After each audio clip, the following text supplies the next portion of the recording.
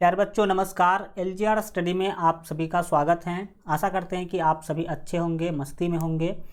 आज जो है प्यारे बच्चों गणित का आपका जो पहला चैप्टर है जिसका नाम है वास्तविक संख्याएं, आज हम लोग यह चैप्टर शुरू करने वाले हैं।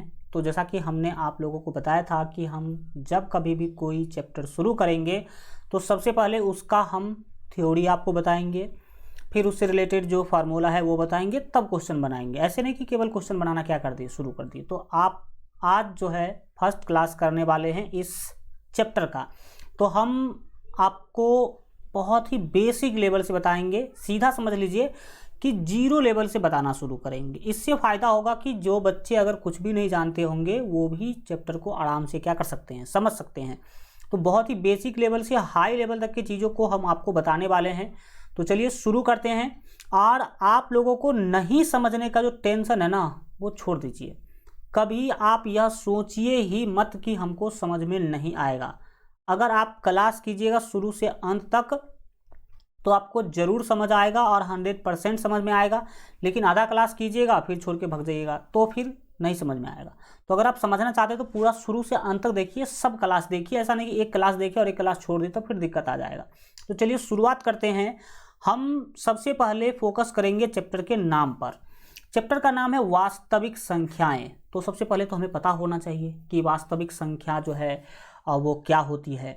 तो चलिए शुरू करते हैं इस वास्तविक संख्या को समझना। लेकिन प्यारे बच्चों, वास्तविक संख्या को समझने से पहले आपको कुछ बेसिक संख्या है जिसको जान लेना बहुत ही क्या है, जरूरी है।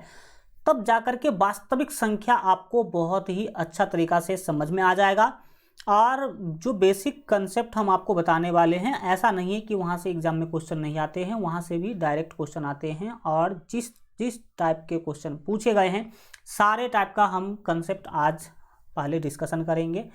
और जो है आसान चीज़ों से बढ़ते बढ़ते हम जो है ना भारी चीज़ों की ओर बढ़ेंगे। तो चलिए शुरू करते हैं। पूरा ध्यान लगाइएगा, सीखने समझने की जो है कोशिश करिएगा। वास्तविक संख्या को समझने से पहले आप लोगों को समझना होगा प्राकृत संख्या। तो इसके बाद स्टेप बाय स्टेप आप आगे बढ़िएगा तो आपको आराम से वास्तविक संख्या भी समझ में आ जाएगा। बात करते हैं सबसे पहले प्यारे बच्चों हम लोग प्राकृत संख्या के बारे में कि आखिर प्राकृत संख्या क्या है।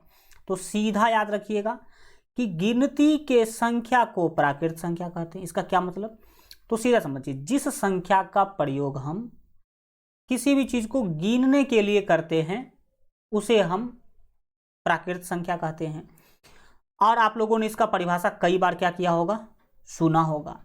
तो आप सिंपल सा इसका परिभाषा बोल सकते हैं कि गिनती के संख्या को प्राकृत संख्या कहते हैं। सिंपल परिभाषा, कोई लंबा चौड़ा परिभाषा आपको रटने की जरूरत जो है नहीं है। गिनती के संख्या को जो है प्राकृत संख्या कहते हैं। सीधा सा सरल भाषा आपको यहाँ पर याद रखना है। आपको पता होना चाहिए कि परिभाषा से भी क्वेश्चन आते हैं आपके बोर्ड एग्जाम में।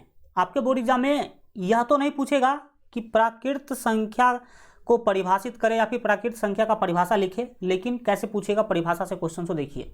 और कई बार पूछा भी गया है, बोलेगा कि गिनती के संख्या को कहते हैं, ए ऑप्शन प्राकृत संख्या, बी ऑप्शन पूर्ण संख्या, सी ऑप्शन पूर्णांक और डी ऑप्शन इनमें से कोई नहीं। तो बताइए प्यारे बच्चों, जो बच्चे परिभाषा कभी नहीं देखे होंगे क्या बना पाएंगे, नहीं बना पाएंगे।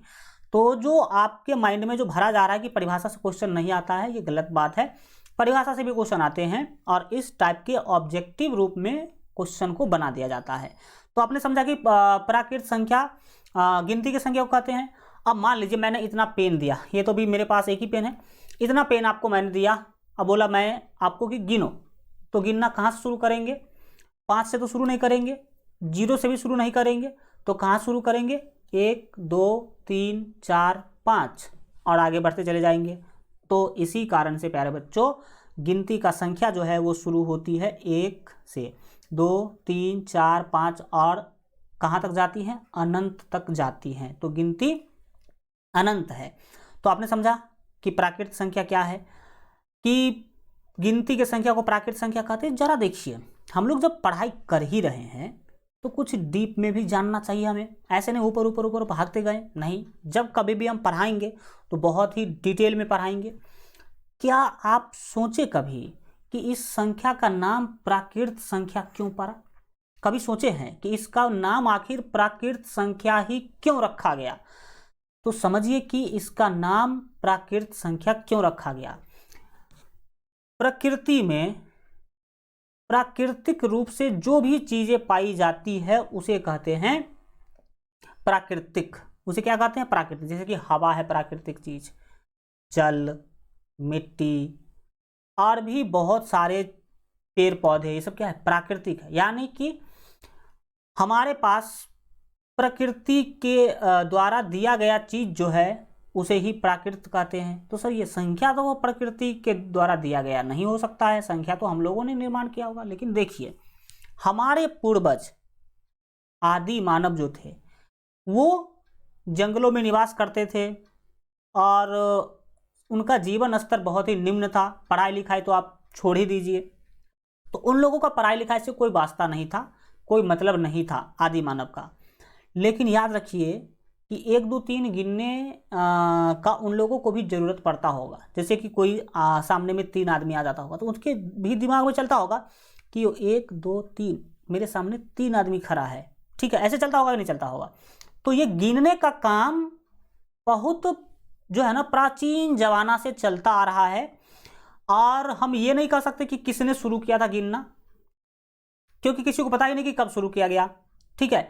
और जो सबसे मूर्ख मानव रहे होंगे, आदि मानव रहे होंगे, वो भी जानते होंगे 1 2 3 ये सब गिनते होंगे वो लोग भी। तो ऐसा माना जाता है कि ये गिनती का जो संख्या है वो प्राकृतिक रूप से हमारे समाज में पाया गया, इसीलिए इसका नाम प्राकृत संख्या रखा गया, ठीक है। तो प्राकृत संख्या समझा आपने। अब बात करेंगे प्राकृत संख्या जो है, सबसे छोटी प्राकृत संख्या कितना? तो याद रखिए 1 होती है। और सबसे बड़ी प्राकृत संख्या कितना? तो बोलिएगा अनंत। ये कितना है हम बता नहीं सकते, अनंत होती है। प्राकृत संख्या को याद रखिएगा n से सूचित करेंगे। प्राकृत संख्या को n से सूचित करेंगे क्योंकि प्राकृत संख्या यानी कि इसका जो इंग्लिश होता है वो होता है नेचुरल नंबर, और नेचुरल जो नंबर है वो n से स्टार्टिंग होती है, इसीलिए इसको n से क्या किया जाता है? सूचित किया जाता है। अब आप प्राकृत संख्या के बारे में और कुछ जानिए। नोट में कुछ महत्वपूर्ण बात मैं आपको बता देता हूं प्राकृत संख्या के बारे में, और जो जो मैं बात बताऊंगा वो एक एक पॉइंट बोर्ड एग्जाम में पूछा गया पॉइंट है प्यारे बच्चों, इसीलिए आप सभी पॉइंट को क्या कीजिएगा, ध्यान से देखिएगा। नोट नंबर 1, प्राकृत संख्या को n से सूचित किया जाता है। n से क्यों सूचित करते हैं वो आपने समझ लिया, क्योंकि प्राकृत संख्या का इंग्लिश होता है नेचुरल नंबर, और नेचुरल का फर्स्ट जो आपका लेटर है वो n, इसीलिए n से सूचित किया जाता है। दूसरा, आपको याद रखना है कि सबसे छोटी प्राकृत संख्या 1 होती है एवं सबसे बड़ी प्राकृत संख्या अनंत होती है। सबसे बड़ी प्राकृत संख्या प्यारे बच्चों कितना होगी? तो अनंत होगी। ये तो हो गई सिंपल वाली बात। तीसरा, अब हम बढ़ेंगे आगे और कुछ क्वेश्चन हम आपसे पूछना चाहते हैं। आप जरा उसका उत्तर लिखिएगा कमेंट में या फिर आप अपने दिमाग में सोचिएगा। मैं आपसे पूछ रहा हूं कि क्या 5/2 प्राकृत संख्या है?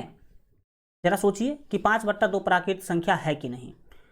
सर कंफ्यूजन में पड़ गए कि 5/2 प्राकृत संख्या है कि नहीं। तो देखिए, आपको अगर यह पता करना है कि यह प्राकृत संख्या है कि नहीं तो सिंपल फंडा है। आप देखिए कि आप कभी भी गिनती ऐसे गिनते हैं कि 5/2, 3/2, 7/2, गिनती ऐसे नहीं गिनते हैं।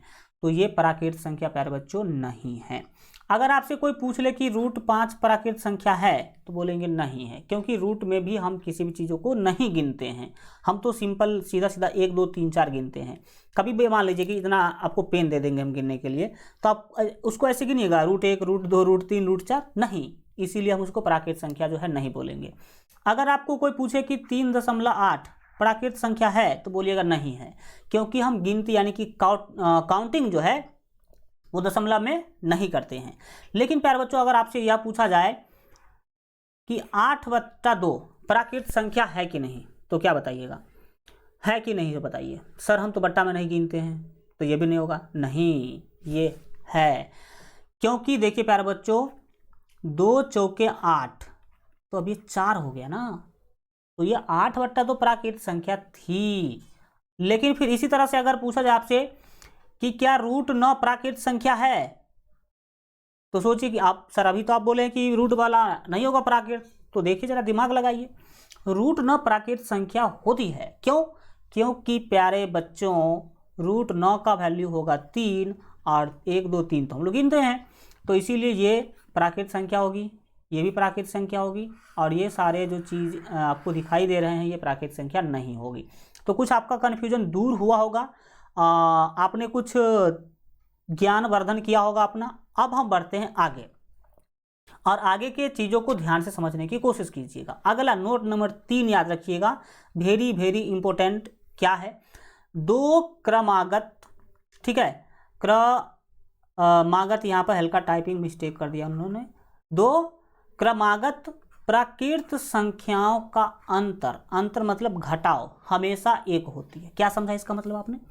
दो क्रमागत प्राकृत संख्याओं का अंतर हमेशा एक होती है, इसका क्या मतलब है?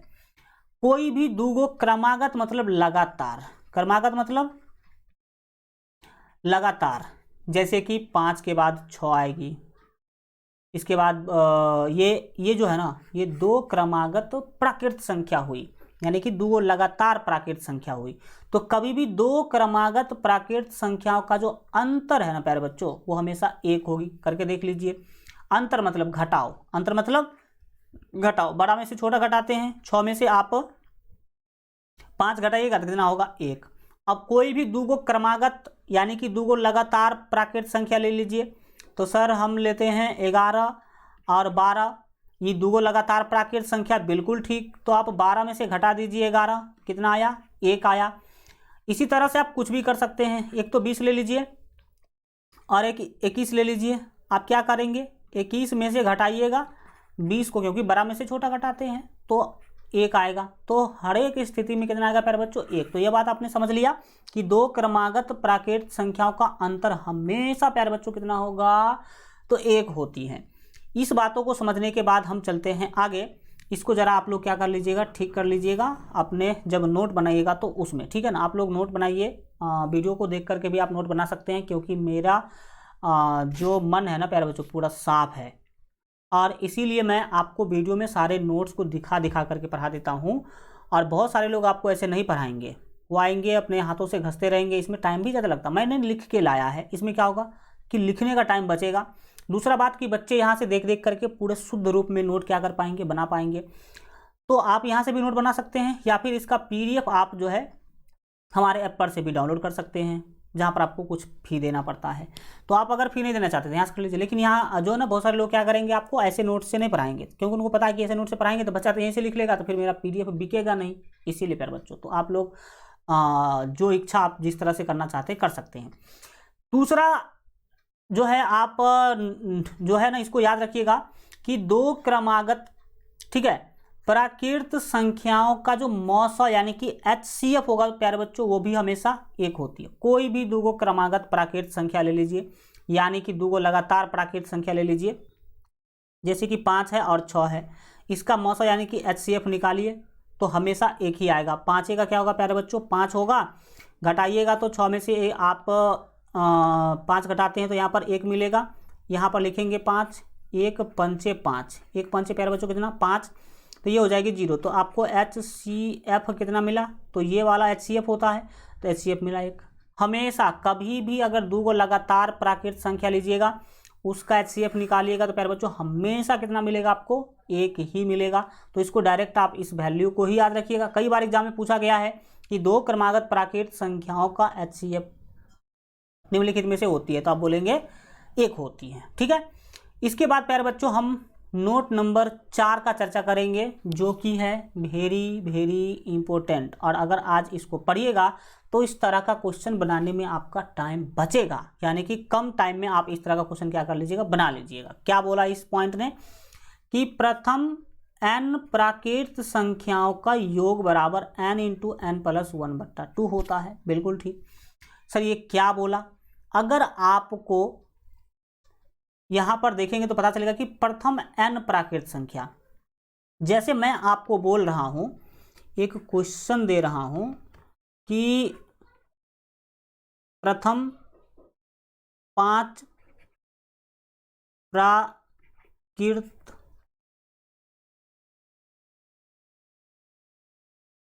संख्याओं का योग, ठीक है, ज्ञात करें, योग ज्ञात करें। यह क्वेश्चन हमने आपको दिया, तो ये इसी से मिलता जुलता। तो प्रथम n का मतलब शुरू से लेकर के n तक।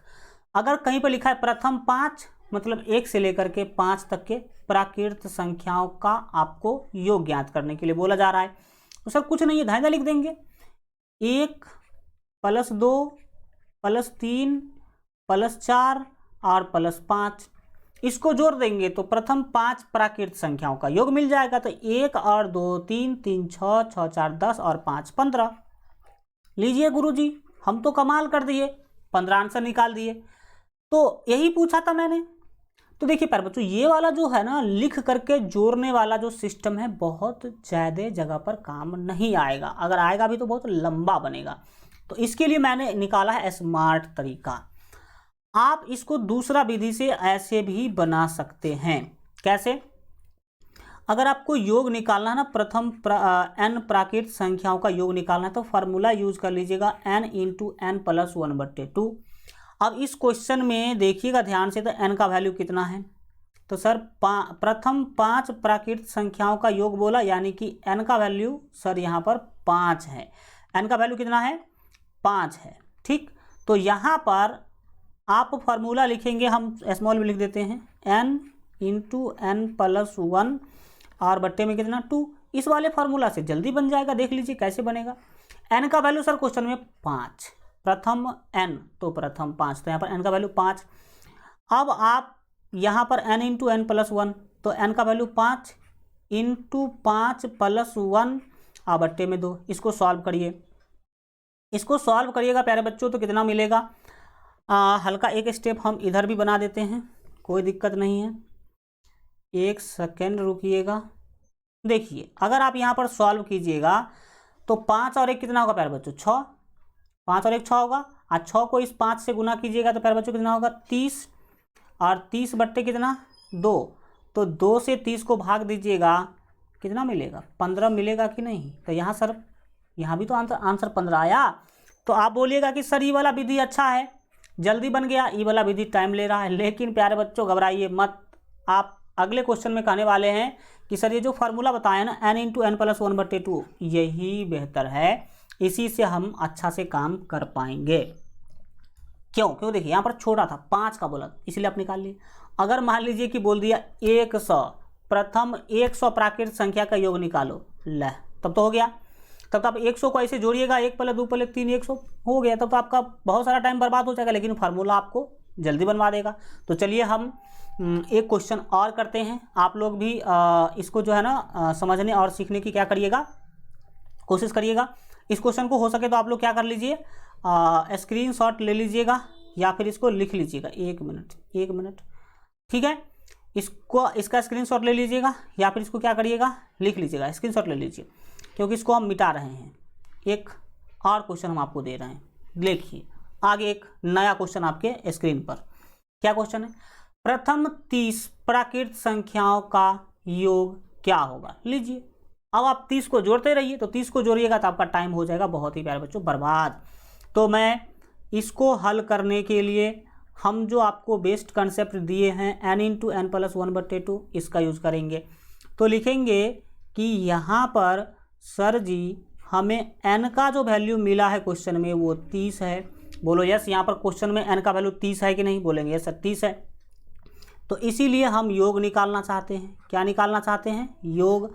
अब योग निकालने का फार्मूला क्या है? प्रथम n प्राकृत संख्याओं का योग, सर फार्मूला है n × n + 1 और बट्टे 2, ये फार्मूला है। अब आप इसमें वैल्यू बैठा करके सॉल्व कर लीजिए। तो चलिए सर सॉल्व करते हैं। देखिए ज़रा, n का वैल्यू सर 30 इंटू में 30 + 1, क्योंकि n + 1 है तो 30 प्लस क्या कर देंगे? 1 दे देंगे। हमने कुछ नहीं किया, केवल n का मान दे दिया है और बट्टे में 2 लिखेंगे, लिखना है तो लिख दीजिए।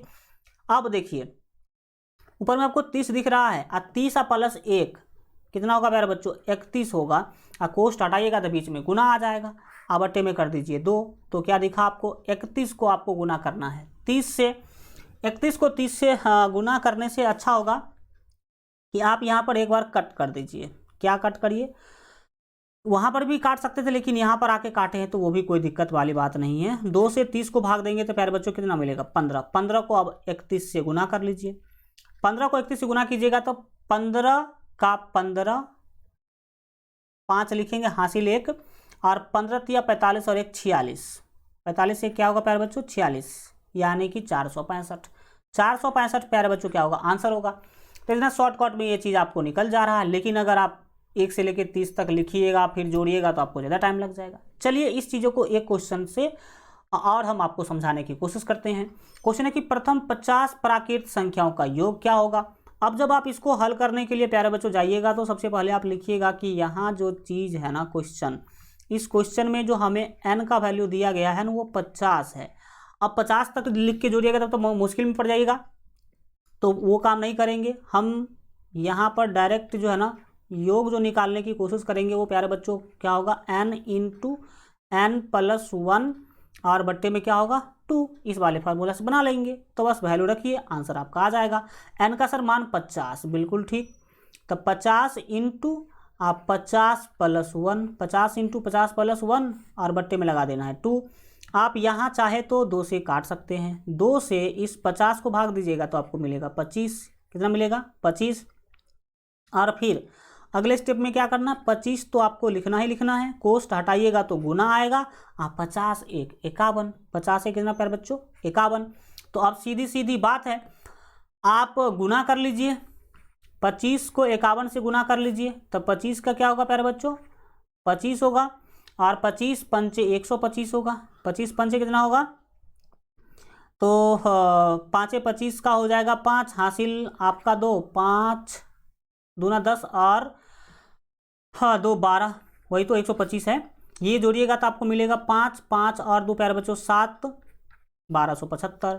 गुना कर दिया आपने, कितना मिला प्यारे बच्चों 1275, आपका आंसर आ गया। तो हम आशा करते हैं कि अब यह वाला जो क्वेश्चन आएगा आपके एग्जाम में तो आप इस वाले फार्मूला का यूज करके आराम से बता सकते हैं। अब हम प्यारे बच्चों बात करेंगे आगे हम प्राकृत संख्या के बाद बात करने वाले हैं पूर्ण संख्या का। अब आप सोच रहे होंगे कि ये पूर्ण संख्या क्या है, तो आपको मैं बता दे रहा हूँ।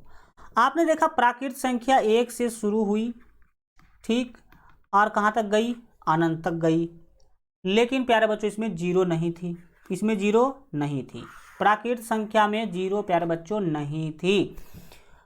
तो सर जीरो नहीं थी तो उस टाइम के लोग जो है कैसे 10 लिखते थे, 100 कैसे लिखते थे, तो मैं बता दे रहा हूँ। पहले के लोग, बहुत पहले जाइएगा तो लिखने का तो कोई कंसेप्ट था ही नहीं। उसके बाद लोग जो है आप देखेंगे रोमन संख्या के बारे में, 1 2 3 और 10 लिखने के लिए x का प्रयोग कर लेते हैं, 20 लिखने के लिए डबल x का प्रयोग करते हैं, 30 लिखने के लिए ट्रिपल x का प्रयोग करते हैं कि नहीं करते थे। यानी कि जब जीरो नहीं थी ना प्यारे बच्चों, तो लोग इस संख्या का प्रयोग करके लिखा करते थे। हमारे वाले इस वाले संख्या का जो है ना प्रयोग करके नहीं लिखते थे, क्योंकि इस वाले में क्या करना होता था, जीरो लिखना होता था, और जीरो थी नहीं उस टाइम पर, जीरो का आविष्कार, जीरो का खोज हुआ नहीं था। तो पूर्ण संख्या की क्या मतलब है, पूर्ण संख्या का मतलब क्या है वो समझिए। तो देखिए 1 से अनंत तक तो थी प्राकृत संख्या, लेकिन जीरो नहीं थी उसमें, तो लोग ऐसे लिखते थे, या उससे पीछे जाएगा तो लोग लिखते ही नहीं थे। क्या लिखेंगे, आदि मानव को क्या मतलब था लिखने का, पेपर ही नहीं था तो क्या लिखेगा, और कुछ सिस्टम ही नहीं थी। और कुछ दिन तक लोगों ने इस सिस्टम में क्या किया, लिखा। तो उसके बाद प्यारे बच्चों 5वीं शताब्दी के आसपास भारत के महान गणितज्ञ आर्यभट्ट, जो बिहार के रहने वाले थे प्यारे बच्चों, उन्होंने खोज किया जीरो का। किसका खोज किया, जीरो यानी कि शून्य का। और जैसे ही शून्य का खोज हुआ तो हम लोग प्यारे बच्चों 10 लिखना शुरू कर दिए, 20 लिखना शुरू कर दिए, 30 100 इस सिस्टम में लिखना क्या कर दिए, शुरू कर दिए। इस सिस्टम लिखना क्या कर दिए, शुरू कर दिए। प्राकृत संख्या जो थी प्यारे बच्चों 1 2 3 4 डॉट डॉट डॉट अनंत, यह पूर्ण नहीं थी। पूर्ण मतलब पूरा नहीं थी सर, किसके बिना पूरा नहीं थी? तो सर जीरो के बिना, शून्य के बिना पूरा नहीं थी, अधूरा थी। जीरो न होने के कारण जो प्राकृत संख्या थी वो अधूरा थी, और जब जीरो का खोज हो गया तो इसके शुरू में लगा दिया गया जीरो। अब जीरो आ गई तो ये पूरा हो गई। अब पूरा हो गई तो इसलिए मैंने इसको बोल दिया कि पूर्ण संख्या। क्या बोल दिया हमने? पूर्ण संख्या। तो पूर्ण संख्या का परिभाषा बना लीजिए। प्राकृत संख्या के समूह में, किसके समूह में? देखो लो, ये क्या है? प्राकृत संख्या ना। तो प्राकृत संख्या के समूह में शून्य यानी कि जीरो को शामिल करने से संख्या का जो नया समूह बनता है उसे ही हम पूर्ण संख्या कहते हैं। पहले अधूरा था, अब पूरा हो गया, यानी कि पूर्ण हो गया। किसके आने से पूरा हो गया? तो जीरो के आने से पूरा हो गया। तो आपने पूर्ण संख्या समझा। परिभाषा देख लीजिए, वही लिखिएगा। क्या लिखिएगा परिभाषा में? प्राकृत संख्या के समुच्चय, समुच्चय को आप समूह भी कह सकते हैं। तो प्राकृत संख्या के समूह में शून्य को शामिल करने से संख्याओं का जो नया समूह बनता है उसे हम पूर्ण संख्या कहते हैं। देखिए कि पूर्ण संख्या हुआ कैसा। पहले प्यारे बच्चों इतना ही थी, एक से लेकर के अनंत तक प्राकृत संख्या थी, और जब हमारे आर्यभट्ट ने जीरो का आविष्कार कर दिया तो हमने इसमें जीरो भी लगा दिया, जीरो को भी शामिल कर दिया। अब जीरो को शामिल कर दिया तो एक नया समूह मुझे मिला। अब इस नया समूह को हम बोलते हैं पूर्ण संख्या का समूह या पूर्ण संख्या का समुच्चय। तो पूर्ण संख्या आपने समझा। पूर्ण संख्या को हम W से सूचित करेंगे क्योंकि इसको इंग्लिश में होल नंबर कहते हैं। क्या कहते हैं? Whole number. अब इससे रिलेटेड कुछ नोट मैं आपको बता दे रहा हूं। पहला तो याद रखिएगा, नोट 1 की इसको W से सूचित किया जाता है। ये आपके ज्ञान के दृष्टि से, एग्जाम के दृष्टि से नहीं है। दूसरा महत्वपूर्ण, सबसे छोटी पूर्ण संख्या जीरो होती है। कई बार आपके बोर्ड एग्जाम में पूछे गए हैं, क्वेश्चन बैंक अगर आप उठाइएगा तो आपको पता चलेगा। तो सबसे छोटी पूर्ण संख्या क्या होती है? जीरो, यानी कि शून्य होती है। और सबसे बड़ी पूछेगी तब तो सबसे बड़ी अनंत, बड़ी का कोई अंत नहीं है। इसके बाद तीसरा, सभी प्राकृत संख्या पूर्ण संख्या होती है। क्या मतलब सर इसका? सभी के सभी प्राकृत संख्या जो है ना प्यारे बच्चों वो पूर्ण संख्या होती हैं। इसका क्या मतलब? इसका मतलब है कि ये जो प्राकृत संख्या है ना प्यारे बच्चों, सभी प्राकृत संख्या आपको पूर्ण संख्या में भी दिखाई देगी, है ना। लेकिन अगर क्वेश्चन यह पूछ ले कि क्या सभी पूर्ण संख्या प्राकृत संख्या होती है, तो बोलेंगे नहीं होती है। क्यों? क्योंकि सर इतना तो होती है लेकिन जीरो तो प्राकृत में नहीं होती है। तो इस बातों को आप क्या करिएगा, याद रखिएगा कि सभी के सभी जो प्राकृत संख्या है ना वो पूर्ण संख्या भी होती हैं, क्योंकि उसके समूह में तो ये ऑलरेडी देखा जाता है। इसको कई बार सिंबल के रूप में भी दिखा देता है प्यारे बच्चों। ये सी नहीं है, ये सबसेट है।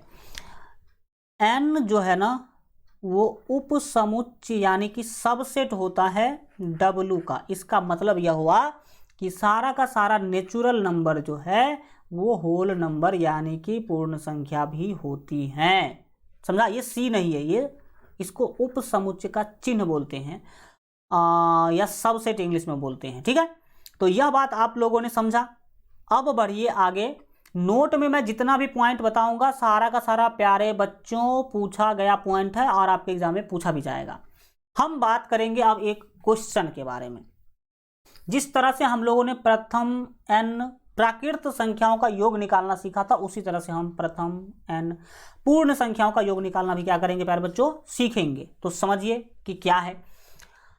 प्रथम 15 पूर्ण संख्याओं का योग क्या होगा? आप बोलिएगा कि सर जो है ना प्राकृत वाला में आप पहले फार्मूला बता दिए थे और तब क्वेश्चन बताए थे, लेकिन इसमें सर डायरेक्ट आप क्वेश्चन ही बता रहे हैं, फार्मूला कहाँ बता रहे हैं। तो देखिए, आप टेंशन मत लीजिए, मैं हूं तो कोई दिक्कत नहीं है। समझिए, आपको क्या बोला कि प्रथम 15 पूर्ण संख्याओं का योग क्या होगा, यानी कि शुरू से लेके आपको 15 को पूर्ण संख्या लेना है, उसका योग निकालना है। तो पूर्ण संख्या शुरू कहाँ से होगी? सर जीरो से शुरू होगी। 0 1 2 3 4 क्या को लेना है सर? 15 को लेना है। तो यहाँ से आप जाते जाते कितने संख्या तक जाएंगे, 14 तक जाएंगे, तब ना 15 को पूरेगा, क्योंकि 15 तक नहीं जाना आपको, 14 तक ही जाना है, क्योंकि ये वो 0 है ना। तो यहाँ सॉरी एक लिखना भूल गए भाई, एक मिनट प्यारे बच्चों। यहाँ पर 0 से शुरू करेंगे, फिर क्या लिखेंगे, 1 लिखेंगे, और फिर 2 3 4 5, यहाँ से लेके यहाँ तक कितने हुए, 14 हुए, और ये 1, तो 15 हो गया ना, 15 हो गया कि नहीं हो गया। अब आपको इसी का क्या निकालना है, योग निकालना है। तो देखिए प्यारे बच्चों, हम फार्मूला वही वाला यूज करेंगे, n × n+1 और बट्टे 2 वाला। तो सर ये तो आप बताए थे प्राकृत के लिए, आप पूर्ण में भी इसको घुसेर रहे हैं। देखिए मैं घुसेर नहीं रहा हूँ, कंसेप्ट भी यही है। अगर आप ध्यान से देखिएगा तो 15 को जो पूर्ण संख्या को जोड़ने के लिए कहा, उसमें तो एक 0 ही है, एक 0 ही है। तो 0 को जोड़िए या नहीं जोड़िए कोई फर्क नहीं पड़ता है। इसका मतलब सर वास्तविक में तो मुझे इतना ही जोड़ना है, वास्तविक में मुझे कितना जोड़ना है, इतना को ही जोड़ना है, 1 से लेके 14 तक। तो जब कभी भी प्रथम n पूर्ण संख्या का योग निकालने के लिए बोलेगा ना, तो फार्मूला आप यही वाला यूज करिएगा, लेकिन n के वैल्यू को जरा समझिए कि क्या कीजिएगा। लिखिएगा यहाँ n बराबर 15 नहीं होगा प्यारे बच्चों, n बराबर 15 - 1 यानी कि 14, 15 - 1 यानी कि 14। सर कैसे, इसने बोला कि 15 को जोड़ो, हम 14 को ही जोड़ेंगे, क्योंकि 0 को नहीं जोड़ेंगे, 0 को छोड़ देंगे, क्योंकि 0 जोड़ो या ना जोड़ो कोई फर्क नहीं पड़ता है। तो 15 में से 1 यानी कि जितना बोले उसमें से हमेशा आपको 1 घटा देना है, उसमें से हमेशा ही क्या करना है, घटा देना है। तो 15 में से 1 घटा तो 14, तो n का वैल्यू 14 रखकर क्या बनेगा, आराम से बन जाएगा, करके देखिए। तो इसीलिए आपको क्या निकालना है, योग निकालना है। तो योग निकालने के लिए आप क्या करेंगे प्यारे बच्चों, फार्मूला लिखेंगे n × n+1 और बट्टे में 2। वाव सर जी, इसमें तो हमारा प्राकृत संख्या वाला ही फार्मूला काम कर गया। यहाँ पर तो दिमाग लगा लिए हम लोग। देखो भाई, काहे नहीं दिमाग लगा लोगे, आप लोग तो महान आदमी हैं। देखिए यहाँ पर n का वैल्यू कितना, 14, तो 14 इंटू फिर n का वैल्यू 14 -1 और बट्टे में 2, बट्टे में कितना 2। अब जरा इसको आप सॉल्व कर लीजिए, 2 से 14 को भाग दीजिएगा तो मिलेगा आपको 7। कितना मिलेगा, 7 मिलने वाला है। जरा हम इधर आ जाते हैं, यहाँ पर बना देते हैं, क्या दिक्कत है। ये 7 दिख रहा ना आपको, कोष्ट हटाइएगा तो गुना आएगा, और 14 में, अच्छा 14 माइनस नहीं प्यारे बच्चों, प्लस। तो n × n+1, तो 14 + 1 15, तो 15 को 7 से गुना कर दीजिए, तो 15 सत्ते आपके हो जाएंगे 105। देखिए 5 सत्ते 35 का 5 हासिल आपका हो जाएगा प्यारे बच्चों 3, 1 सत्ते 7 और 3 10, 105। 105 आपका प्यारे बच्चों क्या हो गया, फाइनल आंसर हो गया। अगर आप जोड़िएगा तो भी आपका 105 ही आएगा। तो हम आशा करते हैं कि अब आपको अगर प्रथम n पूर्ण संख्या का योग निकालने के लिए बोलेगा तो अभी आप आराम से क्या कर दीजिएगा, बता दीजिएगा। अब पूर्ण संख्या के बाद आ गई हमारे दुनिया में पूर्णांक। आप बोलेंगे कि सर पहले तो प्राकृत संख्या आई, प्राकृत संख्या में कमी था तो आई 0 को शामिल कर दिए तो हम लोगों को जो है ना पूर्ण संख्या मिल गई। और जब अब संख्या पूर्ण हो चुकी है तो सर पूर्णांक की क्या जरूरी पड़ी, क्यों आई ये पूर्णांक, समझिए। क्योंकि अगर आप इतना डिटेल में पढ़िएगा ना प्यारे बच्चों तो आपके रग रग में गणित घुस जाएगा, ठीक है। केवल 2-4 लाइन पढ़ लेने से और क्वेश्चन बना लेने से आपका एग्जाम तो पास होगा, लेकिन आपके रग रग में जैसे खून दौड़ता है ना वैसे गणित नहीं दौड़ेगा। तो रग रग में अगर खून की तरह गणित को दौड़ाना है तो इसी तरह से अंदर से चीज़ों को खून खून के निकालना पड़ेगा, तब जाके समझ में आएगा आपको गणित रियल वाला, ठीक है। तो नेचुरल नंबर में भाई साहब 1 2 3 ये थी, 0 आ जाने से हमारा होल नंबर बन गया 3, ठीक है। अब इसमें भी कुछ कमी देखा गया। आप कहेंगे सर क्या कमी रह गई इसमें, देखिए क्या कमी रही वो देखिए। आप याद रखिए कि कुछ ऐसा सिस्टम हुआ, 5 में से 3 को घटाने के लिए बोला गया तो बोला कि भाई साहब 2 होगा, फिर बोला ठीक तुम तो घटा ले रहा है, महान आदमी है। बोला कि 8 में से 3 को घटाओ तो आराम से घटा लिया, कहा कि 5 होगा। लेकिन इसी को बोल दिया कि आप 8 में से 10 को घटाओ, फंस गया आदमी। 8 में से किसको घटाओ? 10 को घटाओ। तो जो घटाने वाला आदमी था फंस गया, कहा कि भाई ये कैसे होगा। तो इसी तरह के क्वेश्चन में फंसने के कारण ऋणात्मक संख्याओं को महसूस किया गया, कहा गया कि नहीं ऋणात्मक संख्या भी होना चाहिए, तब जाकर के इस तरह के चीज़ों को, इस तरह के प्रॉब्लम को हम सॉल्व कर सकते हैं। कहा कि देखो भाई क्या करो, घटा लो आप 10 में से 8 को ही, लेकिन आंसर में माइनस लगा देना। तो महसूस किया गया कि हमारे पास माइनस वाली संख्या यानी कि ऋणात्मक संख्या भी होनी चाहिए। कैसी संख्या होनी चाहिए? ऋणात्मक संख्या होनी चाहिए। तो 0 से लेकर के इधर आगे अनंत तक तो थी ही, अब इसमें ऋणात्मक यानी कि माइनस वाले संख्या को भी क्या कर दिया गया? शामिल कर दिया गया। तब जो नया समूह बना ना प्यारे बच्चों, उसे पूर्णांक बोला गया। तो पूर्णांक की जरूरत क्यों पड़ी वो समझा आपने क्या? और देखिए कि पूर्णांक है क्या, पूर्णांक है क्या, जरा उसको आप समझने की कोशिश करिए। तो जब लोगों को पता चला कि नहीं माइनस वाला संख्या भी होना चाहिए, तब उस लोगों ने क्या किया, इसमें माइनस वाले संख्या को क्या कर दिया? शामिल कर दिया। माइनस वाला संख्या को क्या कर दिया प्यारे बच्चों? इसमें शामिल कर दिया गया। ऐसे डॉट डॉट डॉट करते करते आप जाएंगे अनंत तक। कहाँ तक जाएंगे? अनंत तक। तो पहले 1 से इधर थी तो प्राकृत, प्राकृत में 0 को शामिल कर दिया गया तो पूर्ण संख्याएं। अब पूर्ण संख्या में ऋणात्मक संख्या को जब शामिल कर दिया गया तो एक नया समूह बना प्यारे बच्चों, और इस नया समूह को ही बोला गया पूर्णांक। क्या बोला गया? पूर्णांक। तो हम आशा करते हैं कि आप समझ गए होंगे कि पूर्णांक क्या है। परिभाषा तो ऐसे लिखा है, आप आराम से समझ सकते हैं। पूर्ण संख्याओं के समूह में ऋणात्मक संख्याओं को शामिल करने से संख्याओं का जो नया समूह बनता है उसे पूर्णांक कहते हैं। उसे क्या कहते हैं प्यारे बच्चों? पूर्णांक कहते हैं। अब पूर्णांक हमने आपको दिखाई दिया, उदाहरण के रूप में आप देख सकते हैं। यहां पर ये क्या है? पूर्ण संख्याएं हैं। आप पूर्ण संख्या में माइनस वाली संख्या यानी कि ऋणात्मक संख्या प्यारे बच्चों क्या कर दिया गया? शामिल कर दिया गया। क्या कर दिया गया? शामिल कर दिया गया। तब एक नया समूह बना और इस नया समूह को बोला गया पूर्णांक। इसको इंग्लिश में बोलेंगे इंटीजर्स। क्या बोलेंगे? इंटीजर्स। तो आपने समझा कि पूर्णांक क्या है। अब हम आगे नोट में कुछ महत्वपूर्ण बात, नोट को कभी नहीं भूलिएगा। परिभाषा आप अगर हल्का मिस्टेक कर जाते तो चलेगा, लेकिन नोट वाला चीज कभी मत भूलिएगा। कम से कम जब तक एग्जाम ना हो तब तक तो नहीं ही भूलना है। नोट नंबर 1 बोलता है कि पूर्णांक को आई या जेड से सूचित किया जाता है। सर आई से जो आपने बोला तो मेरे दिमाग में कुछ आया कि ठीक है आई यहाँ पर था इसीलिए आई से सूचित कर सकते हैं, लेकिन जेड से क्यों सूचित किए भाई? आप पूर्णांक को आई से भी सूचित कर सकते हैं और जेड से भी सूचित कर सकते हैं, लेकिन ज़्यादा फेमस है जेड। ज़्यादा फेमस कौन है? जेड। ठीक है, आपको आगे 11th में ये देखने को भी मिलेगा। ठीक है, जेड से ही सूचित करेंगे। अब इसका कारण क्या है समझिए। जेड जो है ना प्यारे बच्चों, जर्मन शब्द है जेहलीन।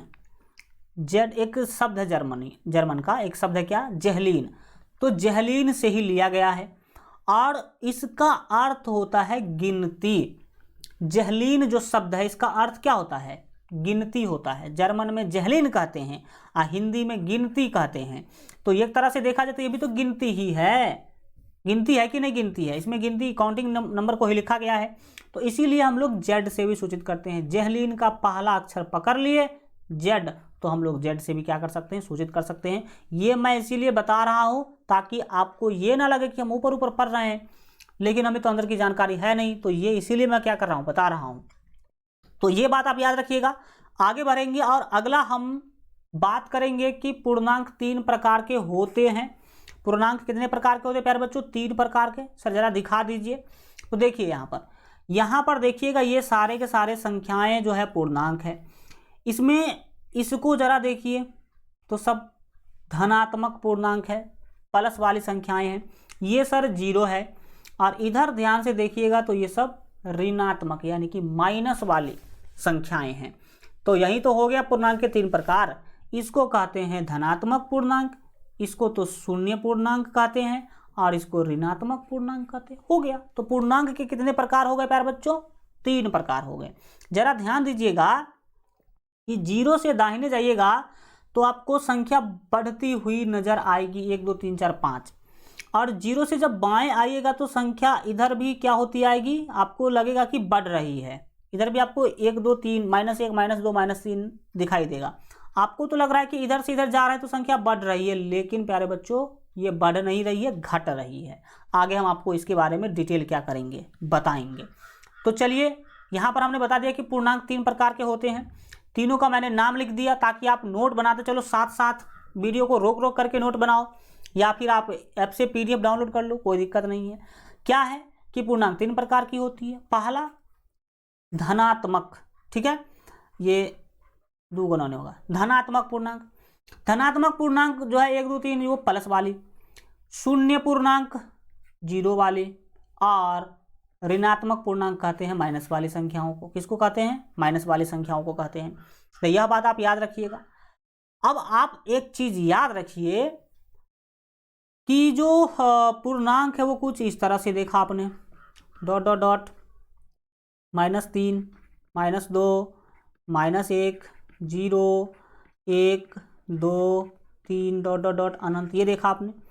इसमें ध्यान दीजिए कि सभी के सभी प्राकृत संख्याएं भी दिखाई दे रहे हैं आपको, और इतना को पकड़ लीजिएगा तो पूर्ण संख्या भी दिखाई दे रही है। तो यहाँ पर हमने उसी बात को लिख दिया कि सभी पूर्ण संख्या पूर्णांक होती हैं। मतलब सभी पूर्ण संख्या जो है ना वो आपको पूर्णांक में दिखाई देगी, है ना। तो हम कह सकते हैं कि सभी पूर्ण संख्या क्या होती हैं? पूर्णांक होती है। इसका आपने अर्थ समझा होगा। हमने बोला n जो है ना उपसमुच्चय है w का, यानी कि सभी प्राकृत संख्या पूर्ण संख्याएं होती हैं, और w जो है ना सबसेट यानी कि उपसमुच्चय है i का, यानी कि इंटीजर का। आप z भी लिख सकते हैं, कोई दिक्कत नहीं है। यानी कि सभी के सभी पूर्ण संख्या पूर्णांक भी होते हैं। ये आप लाइन याद रखिएगा, पूछा जाएगा आगे, हम आपको टेस्ट में पूछेंगे भी। पूर्णांक के है ना समुच्चय में आप याद रखिएगा, पूर्णांक के समुच्चय में बाएं से दाएं जाने पर संख्या का मान बढ़ता है। क्या मतलब सर, इसका क्या मतलब? तो आइए समझाता हूं मैं आपको। ये पूर्णांक का समुच्चय है, इसमें आप बायां से दायां जाइएगा, दाहिने जाइएगा तो संख्या का मान बढ़ेगा। देखिए यहां बाएं है, बाएं से दाहिने ओर बढ़ते जाइएगा तो संख्या का मान बढ़ता जाएगा। कैसे? देखिए, अगर मैं यहां से शुरू करूं तो ये 0 है, 0 से हल्का आगे जाएंगे तो 1 है, बढ़ा, 1 के बाद देखो 2 है, बढ़ा, 2 के बाद 3, 3 के बाद 4, 4 के बाद 5। तो बाएं से दाहिने जा रहे थे, क्या हो रहा है? बढ़ रहा है। लेकिन आप बोलेंगे सर यहाँ पर तो घट रही है, 3 थी, 3 के बाद -2 आ गई, -1 आ गई, तो यहाँ तो घट नहीं। माइनस वाला में याद रखिएगा कि जो संख्या जितनी बड़ी है वो उतनी छोटी मानी जाती है। उतनी क्या मानी जाती है? छोटी मानी जाती है। सीधा समझो, माइनस मतलब कर्ज, माइनस मतलब प्यारे बच्चों कर्ज, प्लस मतलब धन, प्लस मतलब धन। कर्ज का सीधा मतलब कि कोई व्यक्ति है जो कर्ज रखा है तो वो माइनस में है, और जिसके जेबी में रुपया होगा, अपना रुपया होगा ना प्यारे बच्चों, उसके पास बोलेंगे कि इसके पास धन है। तो बताइए, कोई आदमी है जो किसी का 3 रुपया ले रखा है, और कोई आदमी है जो 2 रुपया ही कर्ज रखा है, तो दोनों में बड़ा कौन है? हमारे समाज में यह माना, हमारे समाज के अर्थशास्त्र के अनुसार भी यही है, जो ज्यादा कर्ज रखा है वो छोटा है, और जो कम कर्ज रखा है वो बड़ा है। तो इस दोनों में बड़ा कौन है? तो बड़ा है -2, क्योंकि -2 के पास कम कर्ज है और इसके पास ज़्यादा कर्ज है, ये ज़्यादा कर्ज ले रखा है दूसरे आदमी का। तो माइनस वाला में याद रखिएगा, जो जितनी बड़ी हो दिखाई देगी वो उतनी छोटी होगी, और जो छोटी है वो क्या होगी? बड़ी होगी। तो अब आप याद रखिएगा कि बाएं से दाहिने जाइएगा तो संख्या का मान बढ़ेगा। अब आगे आपको इससे रिलेटेड क्वेश्चन भी हम पूछने वाले हैं। क्या पूछने वाले हैं? क्वेश्चन। तो ध्यान लगाइए। तो ये समझा, ये तो आपने समझा ही है, इस बातों को समझ गया आपने। अगला हमारा पॉइंट है वो क्वेश्चन से रिलेटेड ही, तो जरा आप लोग जवाब दे दीजिए जल्दी से जल्दी। आपको बताना है कि 5 और 6 में, दूसरा है कि 0 और 3 में, तीसरा है 0 और -2 में, और अगला है -3 और -5 में बड़ी कौन है। तो मैंने आपको दे दिया, एक तो दे दिया 5 और 6, ठीक। इसके बाद दे दिया मैंने आपको 0 और 3, इसके बाद मैंने आपको दे दिया 0 और एक दे दिया -2, ठीक। इसके बाद मैं एक यहाँ पर दिख ही रहा है -3 और -5, इसमें कौन बड़ी है ज़रा ये बता दीजिए, जल्दी से बता देना आपको। जो बड़ी होगी वो छोटी को तीर मारेगी, ये जनरली बड़ी का चिन्ह, ये छोटी का चिन्ह, ये बराबर का चिन्ह होता है। लेकिन इस सब कॉन्सेप्ट को छोड़िए, जो बड़ी होगी वो छोटी को तीर मारेगी, सीधा समझ लीजिए। तीरे न मारना हुआ, ये तीरे न मारना हुआ। तो 5 और 6 में कौन बड़ी? सर 6 बड़ी, बिल्कुल ठीक। कौन बड़ी है प्यारे बच्चों? 6। 0 और 3 में कौन बड़ी? तो 3 बड़ी। एक आदमी है जिसके पास 0 रुपया है और एक आदमी जिसके पास 3 रुपया है, तो 3 बड़ी होगी। 0 और -2 में कौन बड़ी?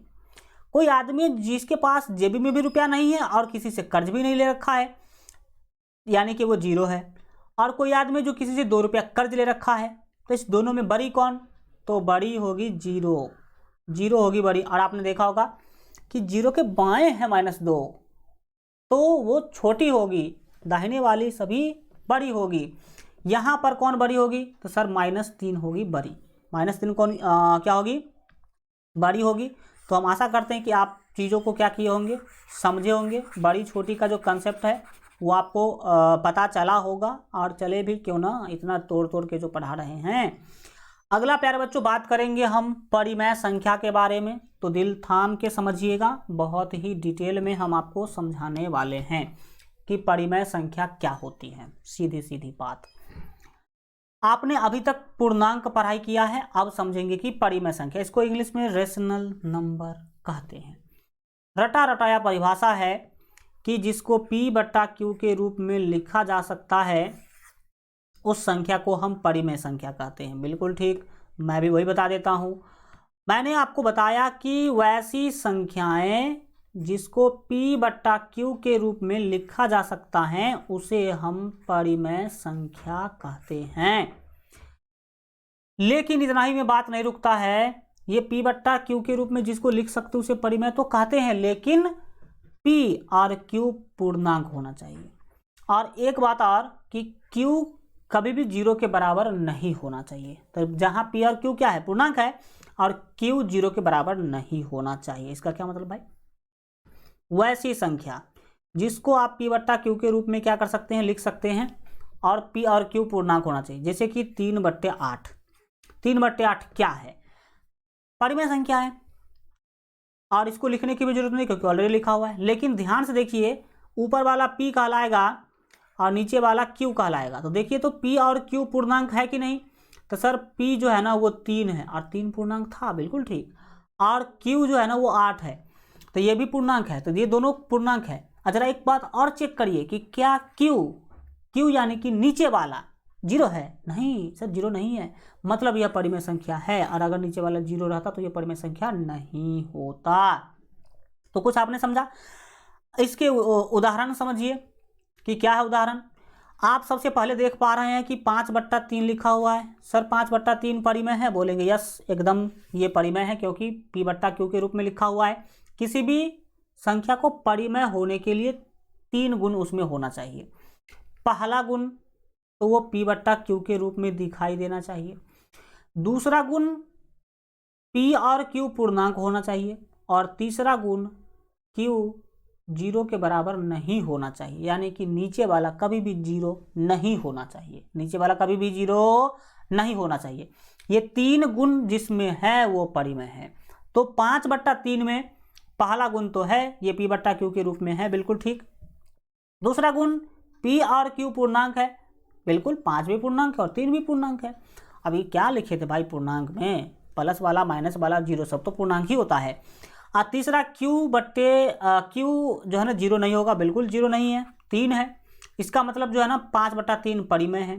5/3 क्या है? परिमेय है। दूसरा आपको दिख रहा होगा -2/8, ये भी परिमेय है, क्योंकि 2 जो है वो पूर्णांक है, 8 भी पूर्णांक है, और नीचे में 0 नहीं दिख रहा है, मतलब परिमेय है।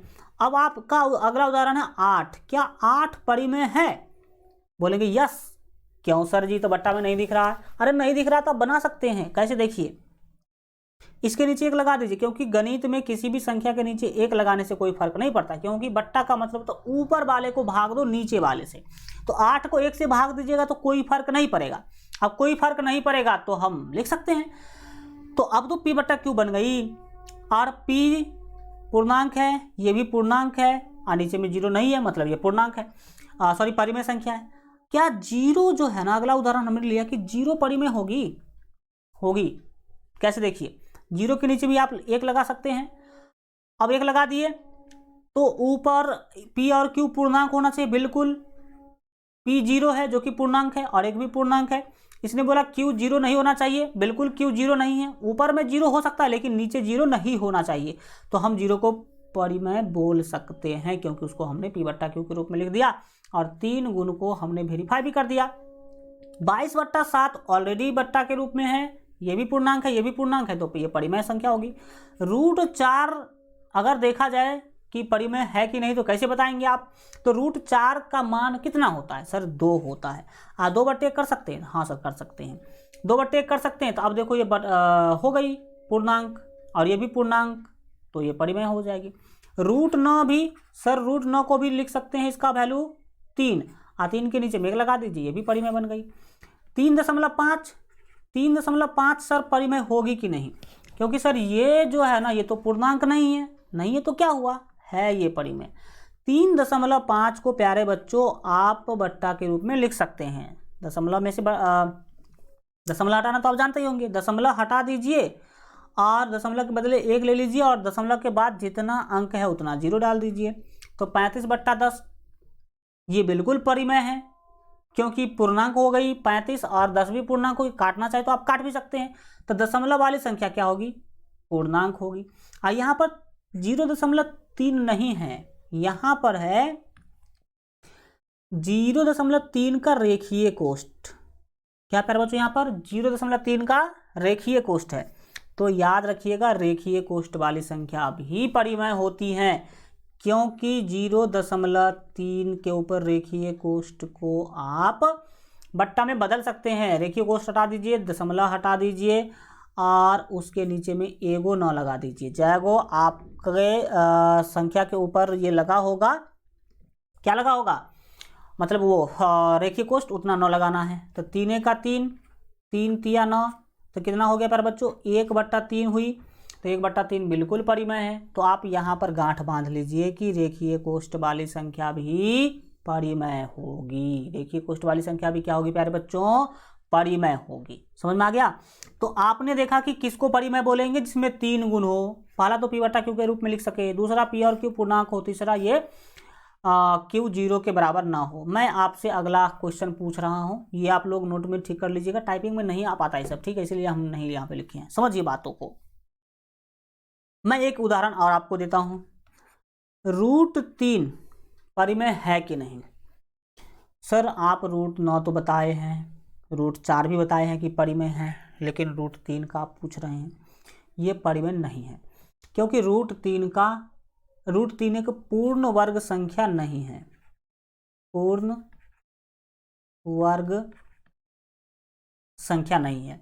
कौन संख्या नहीं है, पूर्ण वर्ग संख्या। आप बोलेंगे सर पूर्ण वर्ग संख्या क्या होती है, तो सीधा याद रखिए, जिस संख्या का वर्गमूल कोई पूर्णांक हो उसे कहते हैं पूर्ण वर्ग संख्या।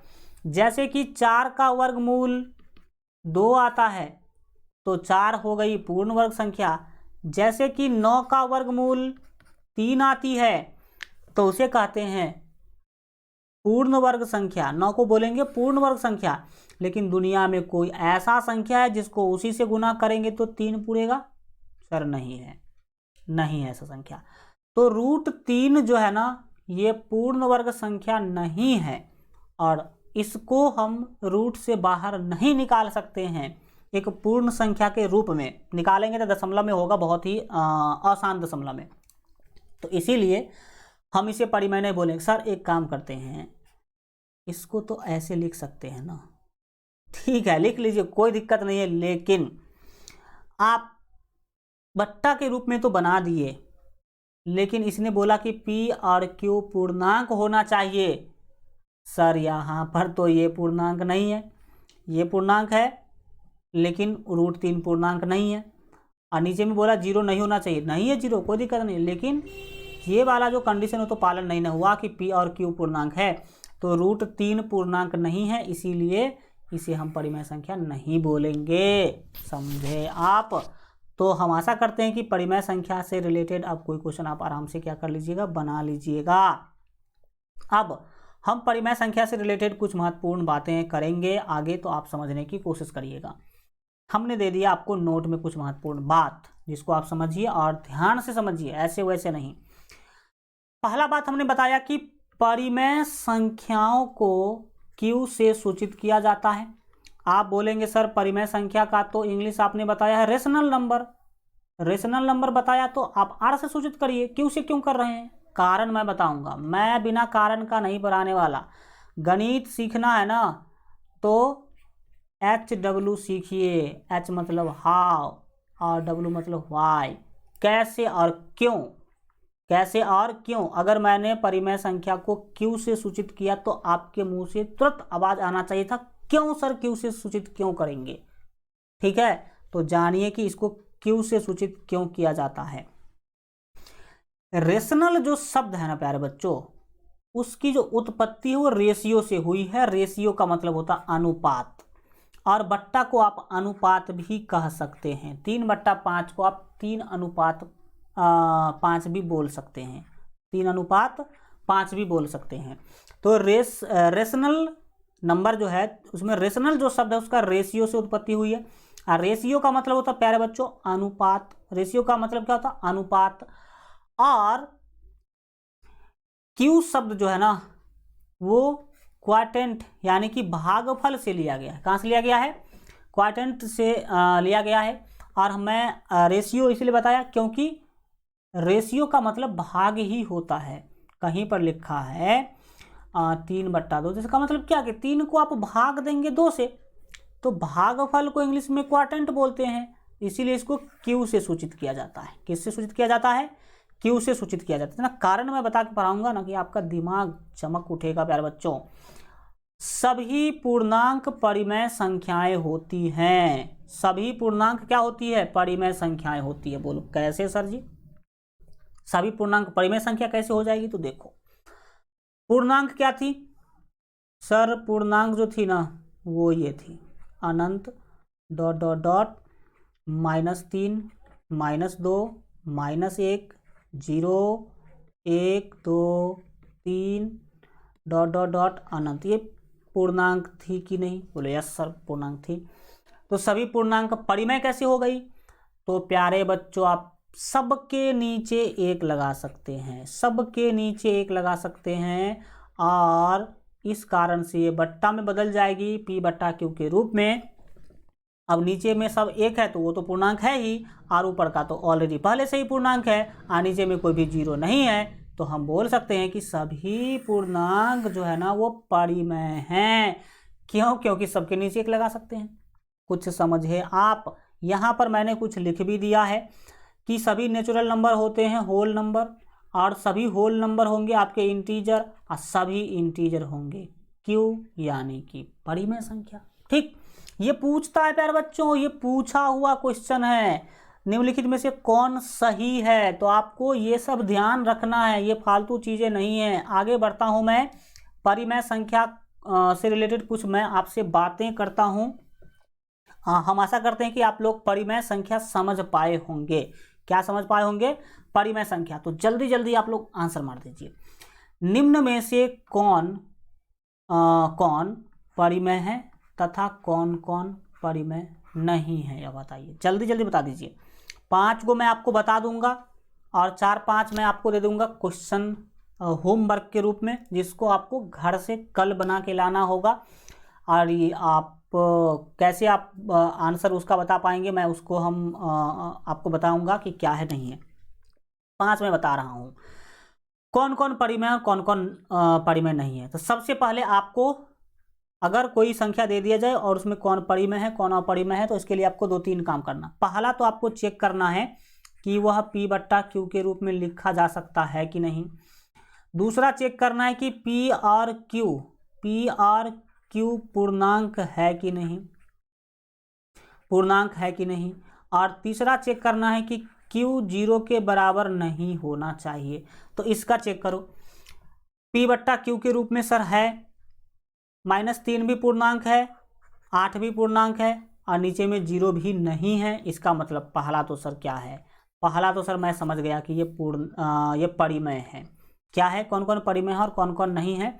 तो इसके सामने में लिख दीजिए हैं, क्या है, परिमेय है।